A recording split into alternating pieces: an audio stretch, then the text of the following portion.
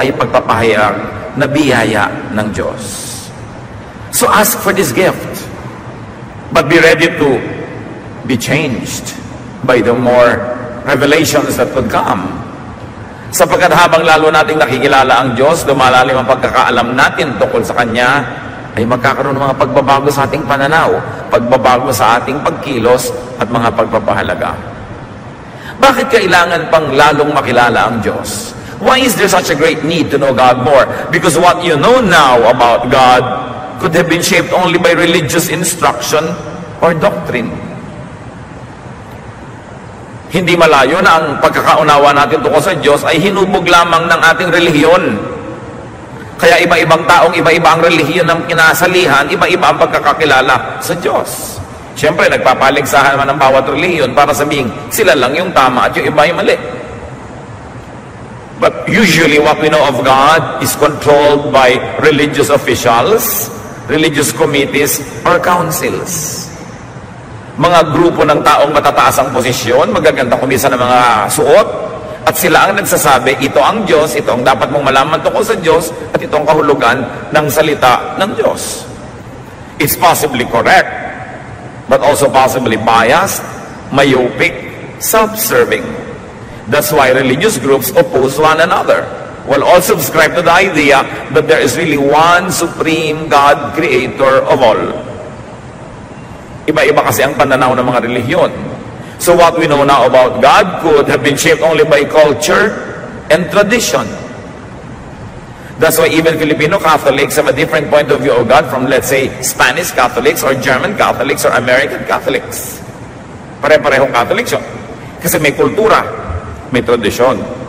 What you know about God could be shaped by myth and legend, by imagination.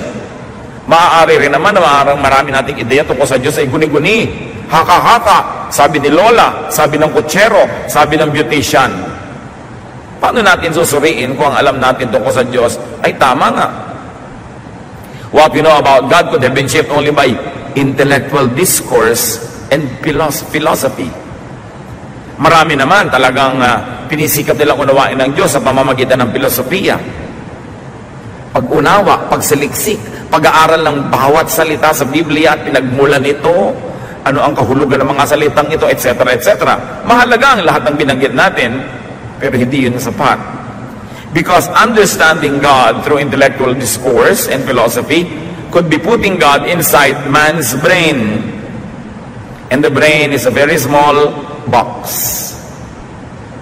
Kung iaasa lang natin ang pagkakilala natin sa Diyos sa kayang unawain ng utak, alam naman natin makitid ang utak ng tao. Mababaw ang utak natin, so paano ito dadaanan ng lahat ng dakilang karunungan tungkol sa Diyos kung ito mismo ay makitid? We know that the human mind could be very limited. So how could this very limited channel fully access the divine? Paano maaaring dumaan mula sa makitid na utak ng tao ang lahat ng malawak na karunungan tungkol sa Diyos at karunungan ng Diyos? At paano natin mababatid, mauunawa ito samantalang napakalimitado ng ating alam? Kahit mga college graduates, wala pa yatang 10% ang pinag-aralan doon ang natatandaan. Yung pang hindi nag-aral, yung pang hindi hasa, yung hindi bihasa, ano pang alam nun? Kaya mga taong mayayabang, nagdudunong-dunungan, ay yung mga tao talagang mangmang. Kasi ang tunay na marunong, ang alam niya, wala siyang alam. Compared sa dapat kanyang malaman. What we know about God could have been shaped by all what we have mentioned or a salad of these things. Nagkahalo-halo na, naging bulang lang ang pagkakaalam natin tungkol sa Diyos. Kaya litong-lito ang mga tao. What you know about God could be partially right and partially wrong. Or it could be horribly wrong. Tulad ng puna ng Panginoong Jesus sa mga relihiyoso sa kanyang panahon. Matthew 22:29, Jesus answered, "You are completely wrong. You don't know what the scriptures teach, and you don't know anything about the power of God." Sino ang kausap niya? The religious leaders of Israel. If Jesus would say that the religious leaders of Israel were completely wrong, that they don't know what the scriptures teach, and they don't know anything about the power of God, well, they have devoted their entire lives to religion, what else could be said of people who devote less energy to knowing God? Sila na yun, tayo pa kaya? Mahalagang patuloy na saliksikin kung sino ang Diyos, ano ang kanyang kalooban, at ano ang kanyang katuruan. Meanwhile, ang sabi sa Ephesians 1:17 na binasa natin sa pasimula, the spirit of wisdom enables a person to know God better. Sino daw ang tunay na makakapagturo tungkol sa Diyos? Ang Espiritu. Ang Espiritu ng karunungan na ipinagkakaloob. That is why the gift of God through Jesus is the Holy Spirit. Because God wanted to be revealed through Jesus. And the agent is the Holy Spirit of God. John 16:13. The Spirit shows what is true and will come and guide you into the full truth. The Spirit doesn't speak on His own. He will tell you only what He has heard from me, and He will let you know what is going to happen. The Lord Jesus speaking. Sabi niya, ang Espiritu ang magbubukas ng inyong isip. Ang Espiritu ang magpapakilala sa inyo sa Ama. Ang Espiritu ang magtuturo sa inyo. So what people need to know God more are not more scriptures, not more verses. Sa dinami-rami nga niyan, hindi na mapag-aralan lahat. Not more priests and theologians, not more religious laws, but spiritual understanding and discernment. Ang tunay na kailangan natin ngayon ay hindi mga karagdagang pang mga banal na kasulatan, hindi karagdagang mga pare o mga pastor o mga theologian, hindi karagdagang pang mga regulasyones, kundi espiritual na pagkakamulat. Lampas sa utak, lampas sa isip, lampas sa kaugalian, lampas sa dati ng alam. Then wisdom is what we need to apply what we will understand to daily life and to eternity. Kaya po magulo ang mga relihiyosong tao. Troubles come from intellectualization. Sobrang pinapagana ang utak. Kaya kita nyo yung mga marurunong, walang ginawa kundi magtalo. Mas lumalalim nga ang pag-aaral sa mga Bible schools, mas kumisan, mas nakakalog ang pananalig. Dahil ini-intellectualize ang spiritual truth. Over-theologization. Sobrang inilalagay sa kahon ng pagkaunawa ng Diyos, sa Diyos. Kaya pag sinasabi mo, sasali ka sa isang church, ano pa ang inyong statement of faith? The statement of faith, of course, is nothing but an interpretation of Scripture or a formal declaration of what they believe in. It doesn't always have to mean the exact will of God for His people or for the church. Sobra ang pag-i-intellectualize, ang pag-theologize, at sobra ding literalization. Yung, o bakit ka kumakain yan? Sabi ng Bible, eto. O ba't ganyan ang suot mo? Sabi ng Bible, eto. Sobrang literal. Wala ng contextualization na nagaganap. In other words, one of the problems with the intellectual approach to understanding God is the over-universalization of snapshots. Alam natin kung ano ang snapshot. Pag pumunta kayo sa mga ATM machines, gusto nyo malaman ang balance ng inyong account, bibigyan kayo ng snapshot. Etong pera mo ngayon. Hindi ibig sabihin na yan ang pera mo kahapon at yan ang pera mo next month.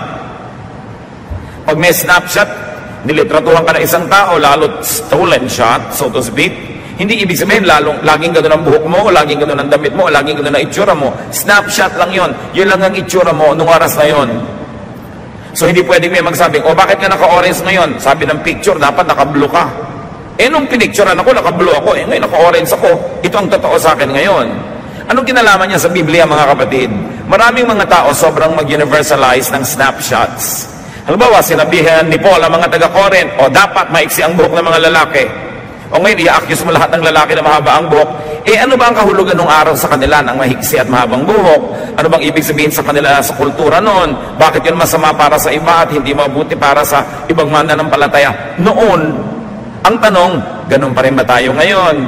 Ang kahulugan ba nun sa kanila ay kahulugan pa rin ngayon? Kaya tuloy pwede mong i-apply yung verse na yun ngayon.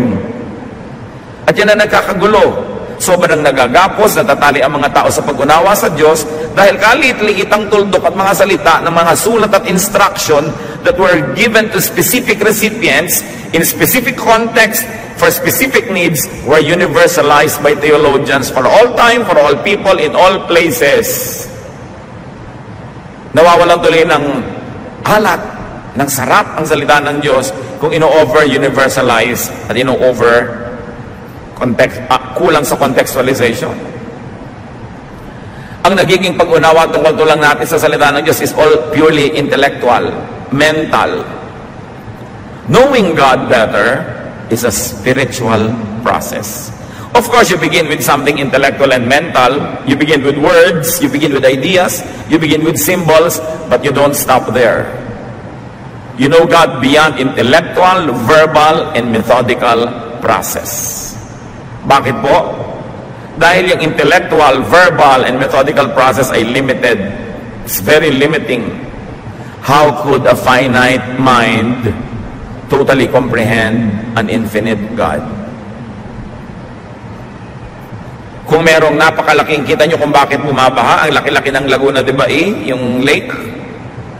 Paano pumupunta yung tubig dyan patungo sa Manila Bay? Dadaan lang sa napakakipot na Pasig River. Nagbabaha tuloy, nagbabara. Kasi hindi kayang dumaan ang lahat ng tubig sa Laguna de Bay, lalo kung katatapos lang ng bagyo at mahabang ulan, hindi kayang dumaan sa makitid na ilog na Pasig. At yung ilog na yon, gano'n ang utak ng tao. Ang kitid-kitid lang, paano mo patadaanin lahat ang pwedeng maunawa tungkol sa Diyos na napakalaki? Nakakatulong ang utak, nakakatulong ang karunungan, pero hindi yun ang lahat-lahat. Kailangan ng espiritual na kapahayagan na nauunawa hindi ng utak kundi ng espiritu na nananahan naman sa atin. Kaya sabi ng binasa nating verse, ang dalangin ko, pagkalooban kayo ng Diyos ng espiritong makapagbibigay ng kaliwanagan para maunawa nyo ang Diyos. Espiritu. Yung espiritong nasa kabilang ibayo, dadaan sa espiritong nasa atin para lalo nating maunawa ang Diyos. Philippians 3:10, all I want is to know Christ and the power that raised Him to life. Walang mahalaga sa akin, wala akong higit na hinahangad kundi makilala si Kristo at maunawa ang kapangyarihang bumuhay na muli sa Kanya. So this is the highest aspiration, the highest development, the highest accomplishment is to know Christ and the power that raised Him to life. The same power that will raise us to life. Magandang mag-memorize sa mga verses. Pero ang daming tao, memoryado yung buong Bible, pero nakilala ba nila ang Diyos? Naging maka-Diyos ba sila? Maganda mag-aral ang mga theology, surely. Isa rin niya sa mga susing maaaring magbukas ng ilang pinto. Pero tunay na mahalaga ang pagkakaloob, ang pagbibigay ng Diyos ng pagkaunawa at lumalampas ito sa utak. So search for that knowledge of God, for that understanding, for that power that raises one to life. Napakagandang hangarin na maunawa mo kung paano binuhay si Kristo. Dahil ganun din tayo bubuhayin. So hindi lamang mga theological decorations, theological knickknacks that lead not to life but often to quarrels. Bakit natin kailangan seryosohin itong ganitong pag-aaral, mga kapatid? Madali naman magturo ka ng verse, ibigay mo yung kahulugan, historical background, application today, tapos ang kwento. Pero hindi lang dapat dinadaan sa mga gano'n ng pag-unawa sa Diyos. Dapat magbukas pa tayo ng ibang channels. At pwede yan sabay-sabay na bukas because we were fearfully and wonderfully made. There is so much more to know about God beyond what we hear and what we see in verses. So know God spiritually. How do you do that? Through prayer and meditation on your own.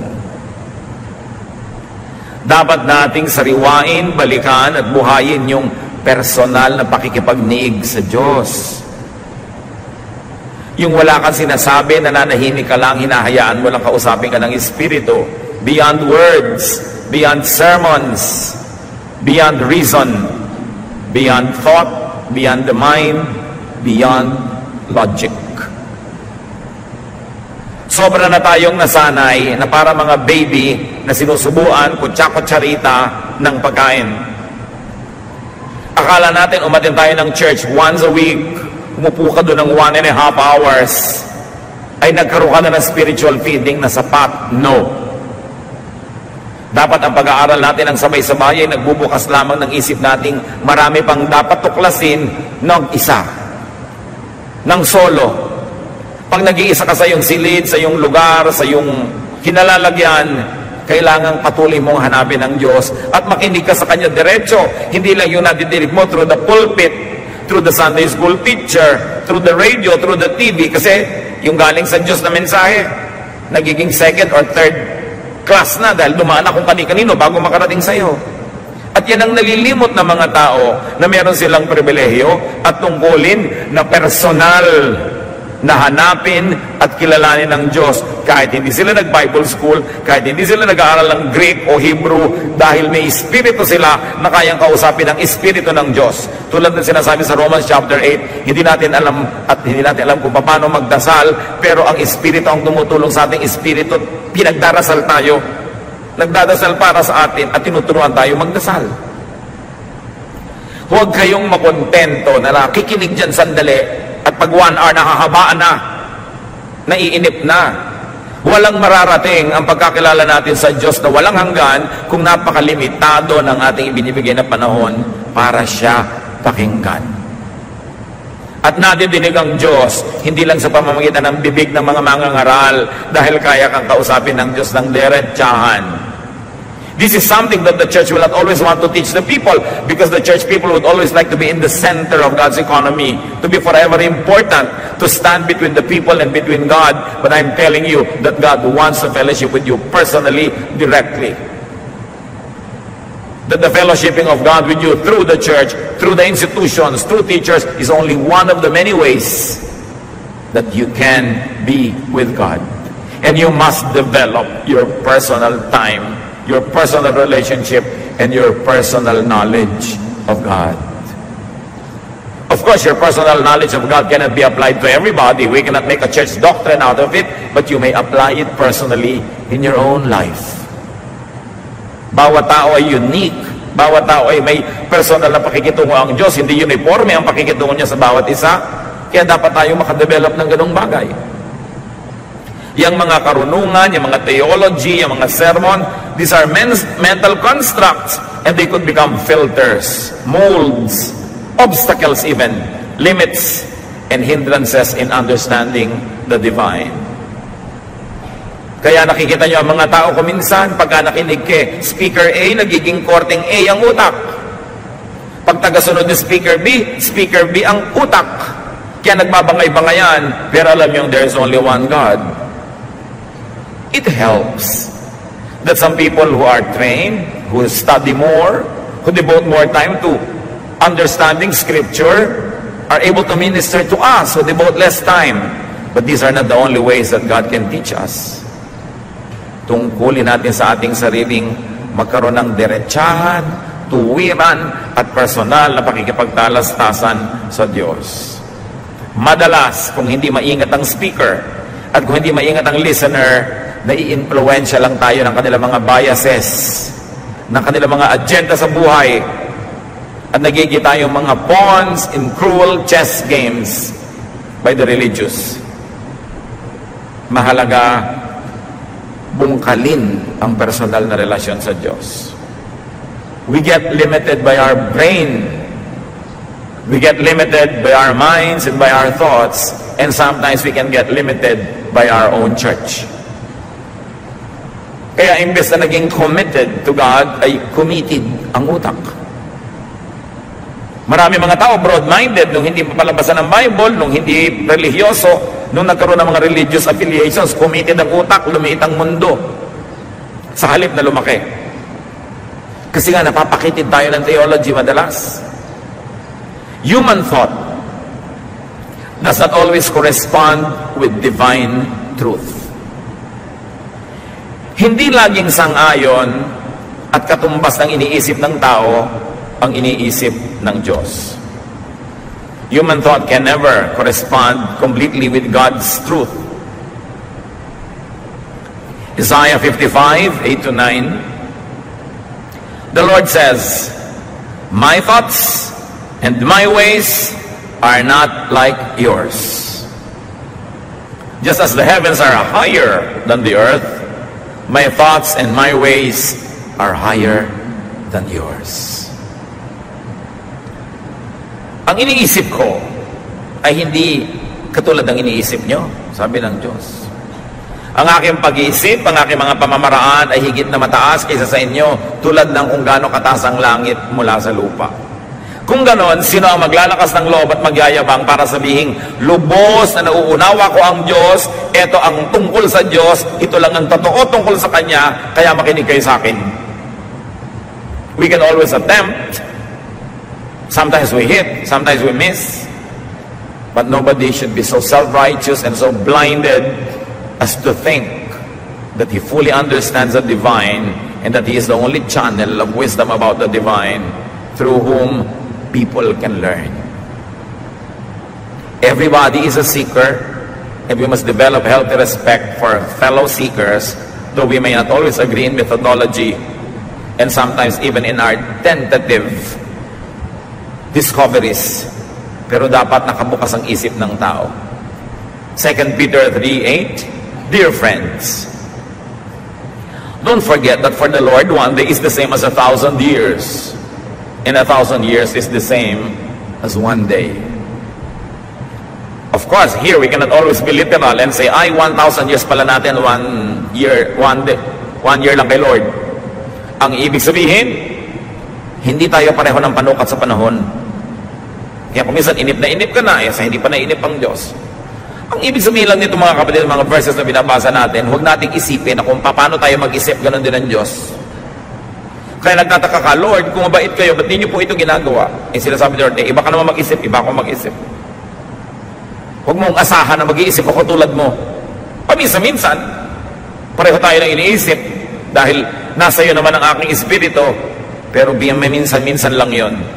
Huwag mong asahang lagi mo ako maunawaan, sumunod ka na lang. Yan ang mahalaga. Kasi akala natin, pag hindi natin nauunawa ang Diyos, meron na tayong dahilan para hindi sumunod. Talagang hindi natin mauunawa. Maliit nga ang utak natin eh. Pero patuloy tayo, tatangka, paano lumaki-laki naman ang pag-aunawa natin bago tayo humarap ng mukhaan sa Panginoon? So know God personally. Beyond, without institutionalized doctrine or philosophy. When we are all together, we subscribe to a common doctrine and philosophy and method so that there will be unity. But in your private life, in your private time and space, develop a kind of relationship with God that is unique to you. Because we are the temple of the Holy Spirit. We can correspond directly with God. So, kung iba ang gusto nyong paraan ng pag-awit, gawin nyo. Pero pag nag-iisa kayo para hindi makagulo sa iba. Meron kayong mga paniniwalang sobrang kakaiba sa paniniwala ng iba. Hindi i-apply nyo sa inyong personal na buhay. Pero nyo kailangang idikta, ituro at hanapan ang lahat ng kapatiran na yun din ang paniwalaan. Merong isang paniniwala tayo, mga activities, mga gawain na para sa ating lahat. Para may kaayusan. But in your own free time, free space, be the individual believer that you can be. At kahit saan ka pumukol, tatama ka sa langit dahil napakalaki nun, you can never miss God. Each person has God's Spirit. Each person is God's creation in His image. Therefore, each person has the privilege and duty to know God personally. Although we know God corporately as a fellowship, as a church, and whenever we are together for the sake of order, we observe decorum, we observe commonalities.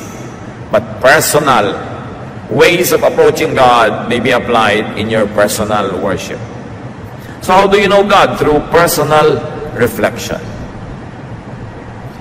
Iba naman yung sabay-sabay tayo nag-aaral, then we all are subjected to, or we are all exposed to the same ideas, but you reflect on this personally and you make personal applications. Huwag lang iasa sa specialists. Tao lang din sila. Kahit gaano kataas ang posisyon, kahit gaano kalaki ang organisasyon, tao pa rin ang bawat isang individual na nandyan, tulad mo, tao rin. Kaya meron kang karapatan, pribilehiyong humarap sa Diyos personally, to hear God's voice, and to get instructions from God directly. We only have to have filters dahil baka naman yung akala mo, instruction from God, imagination mo pala, o desire mo lang pala yun. Kaya maganda rin may counsel, nagpapapayo tayo sa mga mas bihasa, para mas makita natin kung kaya ba natin iniisip na yun ang gusto ng Diyos, dahil pala gusto lang naman natin talaga at ipinipilit natin at naghahanap lang tayo ng sangkalan o kakampi. Napakaraming personal na pagkakakilala sa Diyos sa labas ng templo, kahit sa Old Testament. Napakaraming revelation ng Diyos sa mga personal na mga individual, hindi pinadaan sa religious institutions, although may pinapadaan din sa religious institutions. So know God experientially sa pamamagitan ng ating karanasan. Lasapin ang Diyos. Exodus 33:13, sabi ni Moses, "If you are pleased with me, teach me your ways, so I may know you and continue to find favor with you." Paano sinisikap ni Moses na makilala ang Diyos? Ang laki-laki ng Diyos, alin ang uumpisahan niya? Sabi niya, ipahayag niyo sa akin ang inyong mga pamamaraan, ang inyong methods, your ways. And by knowing your ways, I will begin to know you. By knowing your methods, by knowing the way you do things, then I will have tools to know you more. Knowing God's ways leads to knowing God. And the ways of institutional religion are not always God's way. Alam niyo kung paano napakarami nagkaroon ng mga religious wars? Hindi yan ang way ng Diyos. The way of Jesus is peace. Kaya nung siya aarestuhin sa halamanan, naglabas ng sandata ang isa sa mga kanyang mga alagad at tinaga yung isang taong dumating. Sabi ng Panginoon, itago mo yung sandata mo. Kung gusto ko ng gyera, kaya kong tumawag ng mga bata-batalyong anghel para makipaggyera. But that is not my way.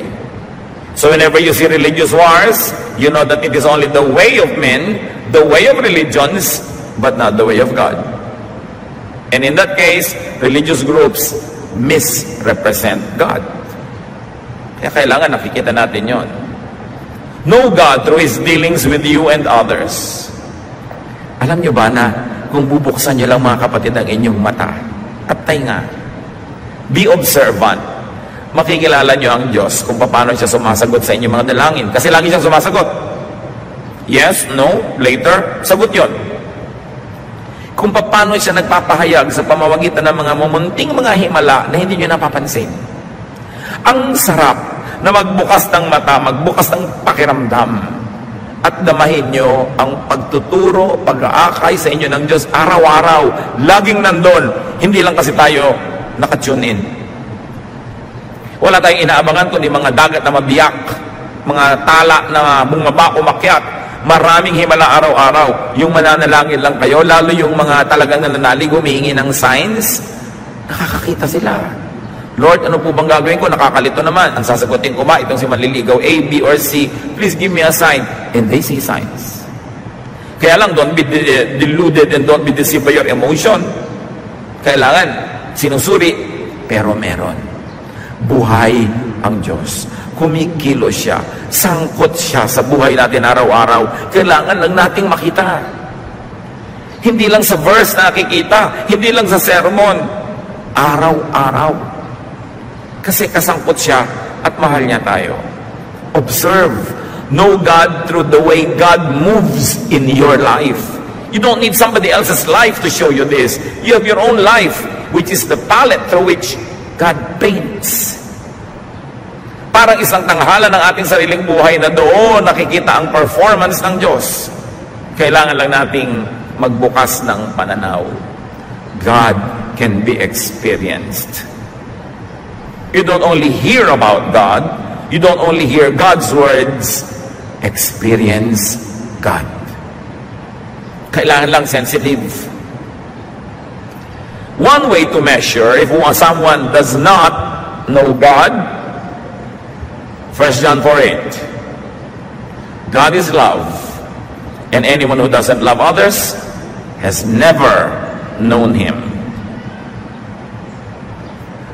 Ang Diyos daw ay pag-ibig, at sino mang hindi umiibig sa kapwa ay hindi nakakilala sa Kanya kahit paano. So God is love.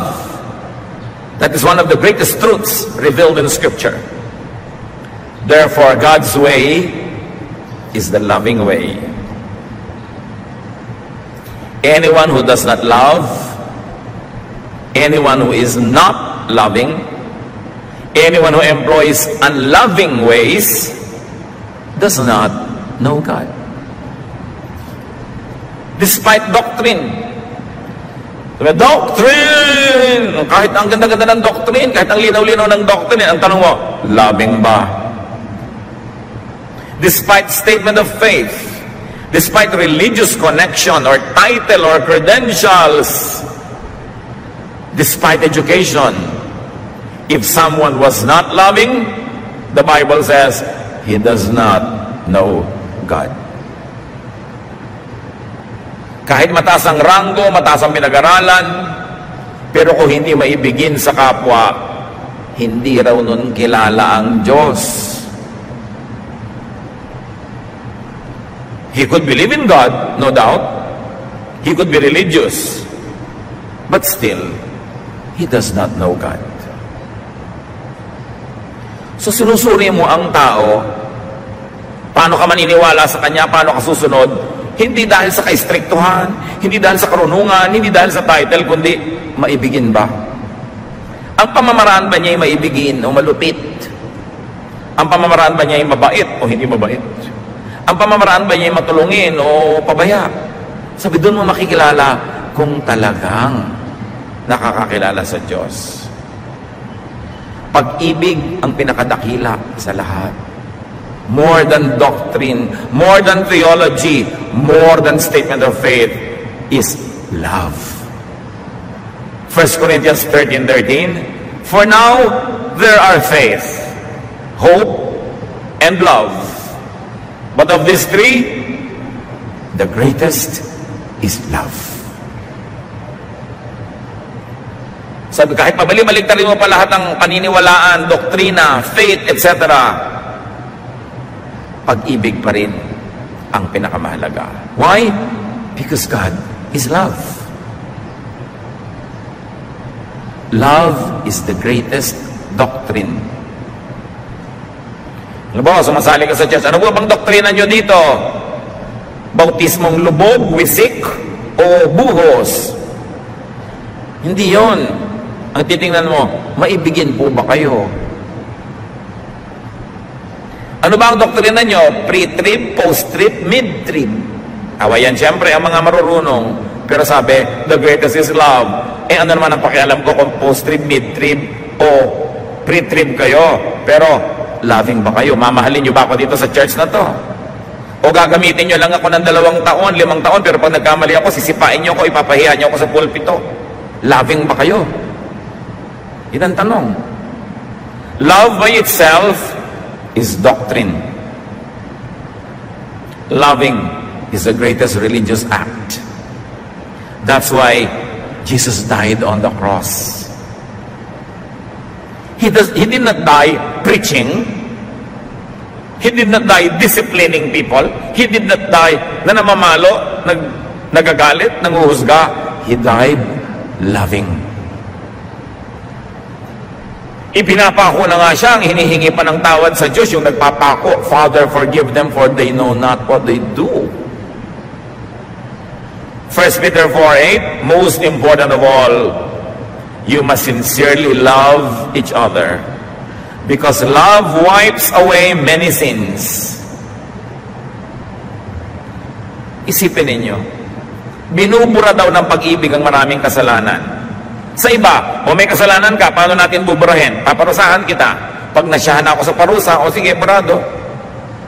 O magmumulta ka, magbabayad ka. Pero sabi ng 1 Peter 4:8, ang pag-ibig, ang tunay na nagbubura ng maraming kasalanan. Na, burahin na natin kasi mahal kita. Pinapatawad ka na kasi mahal ka. Hindi ka kinukonsente, pero tinatanggap ka kahit ano pa man. Tapos patuloy kang mamahalin, tutulungan para bumangon-bango ka kung dati kang napakabantot. Luminis-linis ka kung kay rumi-rumi, tumawid-tuwid naman kung napakaliko, pero liko-liko, marumi, mabaho, tatanggapin ka because that is love. You are not rejected. That is God's love, but that is not the love of religion. Ititiwalag ka, tatanggalin ka. Kasi hindi ka na magandang example. So, lagi ka na lang tool, instrument. You are never the beneficiary. But Jesus loves. And the church of Jesus must love.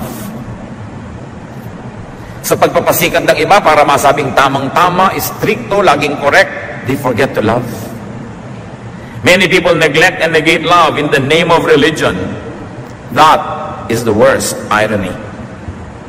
When religious people, in their attempt at being religious, in packaging and showing themselves as religious, become unkind. If only the church would return to these basic teachings of Jesus, the church would become the salt of the earth again. What kind of love are we talking about? Love that is enough to forgive. Love that is enough to nourish. So God could be known by opening yourselves up to love. By receiving love. And by actually loving. Isa yan sa mga pinakamabisang paraan para makilala ang Diyos. Buksan ang puso sa pag-ibig niya, sa pag-ibig ng iba. Tumanggap ng pag-ibig, huwag nang magyabang, huwag nang magsarili. Buksan ang puso. At lalo na, umibig din. Magpatawad, then maiintindihan mo kung paano nagpapatawad si Jesus at anong kanyang ibinayad ng sarili niya para lang siya makapagpatawad ng iba. By loving, you walk the way of God. Loving is the greatest religious act. So balikan natin yung Ephesians 1:17, and this time I like to read from the Contemporary English Version. I ask the glorious Father and God of our Lord Jesus Christ to give you His Spirit. The Spirit will make you wise and let you understand what it means to know God. So napakahalaga na makilala ang Diyos through spiritual revelation. It's important to know God through an intellectual study, through a mental exercise, but that can never be enough. More than that, the Spirit has to pass through spiritual channels, not only mental channels, because they are limited. What are some signs of knowing God? Titus 1:16. Such people claim to know God, but their actions prove that they really don't. They are disgusting. They won't obey God. And they too are too worthless to do anything good. So here we see that actions can negate and disprove claims of faith and knowledge of God. So hindi yung sinasabi ng bibig, yung ginagawa ng katawan ang dapat nating tingnan para maniwala tayong, oo nga, kilala niya ang Diyos. Look for and look at the body language. In other words, look for love. Sasali kayo ng isang Bible study group, sasali kayo ng isang fellowship, sasali kayo ng sambahay, sasali kayo ng choir, sasali kayo ng whatever. Damahin ninyo kung may pag-iibigan at pagmamahalan. At kung wala, at nandun na kayo, ituwid nyo yan. Dapat may pag-iibigan, pagmamahalan, because that is what every one of us need. Every one of us needs to be loved, to be accepted, to be nourished. So why make it hard for others? So kung kayo nakasali na sa iba't ibang organisasyon, pulsuhan ninyo ang inyong organisasyon. Loving ba tayo? Nagtutulungan ba tayo o nagchichismisan? Do we stab each other in the back or do we support each other? Dapat ganun. Kung hindi, huwag na lang kayo sumali. Sayang ang oras nyo. Yung a-attend ka ng choir practice, ito na naman, malapit na naman akong dumating sa snake pit. Ba't ka pa sumali? Sasali ka sa isang grupo, ito na naman, kailangan ko lakasan ng loob ko kasi nakakainis ang mga tao dito. What for? Pero dapat ang lahat nagko-contribute para maging loving ang climate. Hindi lang sila magmamahal sa'yo, ikaw magmamahal din sa kanila. Hindi lang ikaw ang hahanap ng pagtanggap at pagpapatawad, kundi ikaw din tatanggap at magpapatawad. And you create a climate of love. And when there is love, Jesus is there. Kaya more than anything else, ang dapat lagi nating unahin, magmahalan, magpatawaran, sa bahay, sa trabaho, sa neighborhood, sa church, sa bayan. Mahalaga yon. Yun ang tunay na espiritu ni Kristo. James 2:19-26. You surely believe there's only one God. That's fine. Even demons believe this, and it makes them shake with fear. So nyo, naniniwala kayong may Diyos. Okay. Pero huwag niyong kakalimutan, kahit ang mga Diablo naniniwala na may Diyos. So, wala kayong pinagkaiba sa mga Diablo kung nandun lang kayo sa paniniwalang may Diyos. Pareho lang kayo. Our ancestor Abraham pleased God by putting his son Isaac on the altar to sacrifice him.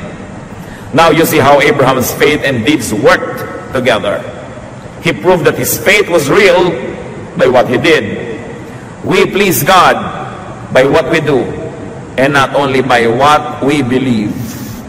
Anyone who doesn't breathe is dead, and faith that doesn't do anything is just as dead. Sabi niya, huwag niyong ipagmalaki na naniniwala kayong may Diyos. Pati ang mga Diablo naniniwala. Sa katunayan, nanginginig sila sa takot dahil naniniwala silang meron. Pero hindi sapat ang paniniwala ng mga Diablo para sila maging mabuti.